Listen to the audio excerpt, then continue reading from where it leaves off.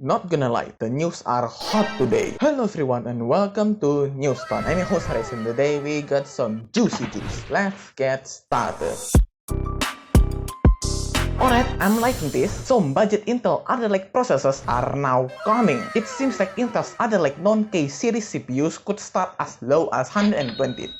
Wow! As we know, the top of the line Core i9 12900K and even i5 12600K got some performance. And now the cheaper but still good non-K series is about to release soon. Let's start with the Core i7 12700F, which is the 60W counterpart of the K variant. And of course, since this is an F variant, it doesn't have any overclock capabilities or iGPU. But thanks to a Canadian retailer, the price were leaked. The 12700F will start at $365, which is close to Ryzen 5800X. And then we got the normal hexa-core i5 12400 series, which is rumored to be under $250, competing with the Ryzen 5600X. That's a good deal, and if you have a discrete GPU, you can save up to $30 by grabbing the F. And lastly, the cheapest yet, the Core i3 12100F, which will start at $120, but sadly only 4 cores. I mean, those are still good deals if the performance is good. Speaking of performance, the flagship Snapdragon 898 chipset will probably be unveiled on November 13. Hey, soon! Qualcomm just recently published a page on their website revealing that the Tech Summit event will be held between November 30 and December 2nd. And as you can see, that's a big banner with both making an infinity and then some text. That's all. So not really much info, but we can make some assumptions. As we know, rumors of the Snapdragon 898 have been floating around for some time now, and some even claims that the first phone to use this will be the Xiaomi 12 that will launch very soon. So it's safe to assume that the chip will be revealed on November 30 or maybe a day later. Other than that, the specs are already leaked with 4nm node Adreno 730 GPU and of course some beefy Cortex processors. Pretty cool. Kinda speaking of cool, Intel has finally offered some workarounds for the DRM issues affecting certain games and CPUs. Thanks. Oh, also they provided a list of games affected by the problem. Thanks again, Intel has offered a workaround for games affected by the DRM issues when played on Windows 11 and Windows 10 using Alder Lake CPUs. For the game itself, Intel has listed 22 games affected on Windows 11 and 29 on Windows 10. For the full list, of course, you can just click the link below, where a lot of popular games are there like FIFA and Maneater. Intel did provide the reason why it's happening, and equals are the root of it. They also said that this will be patched mid-November, but for the meantime, you can follow these kinda complicated steps if you want to play those games. But hey, better than not playing, right? Alright, let's crank it up with Speedround.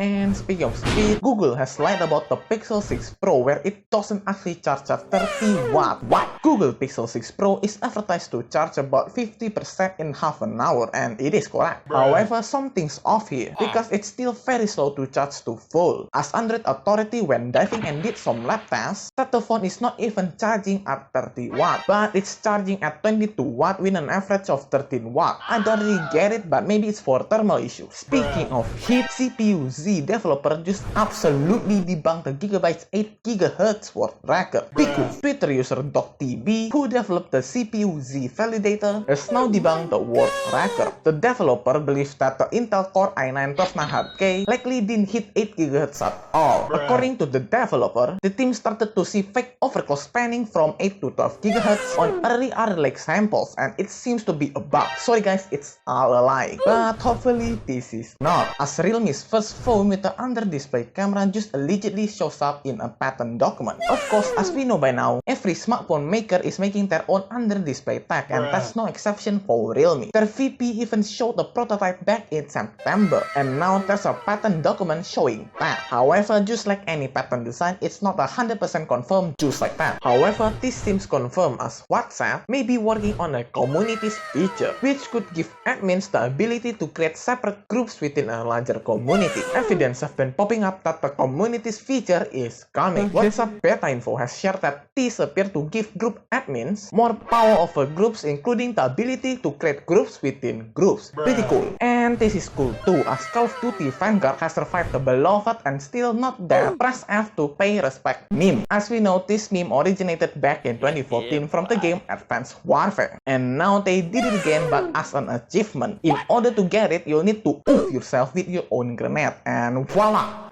I gotta say, it is hot news, but it's now over. So you gotta come back on Friday for more juicy tech news like this one and subscribe so you won't miss it. Alright, peace.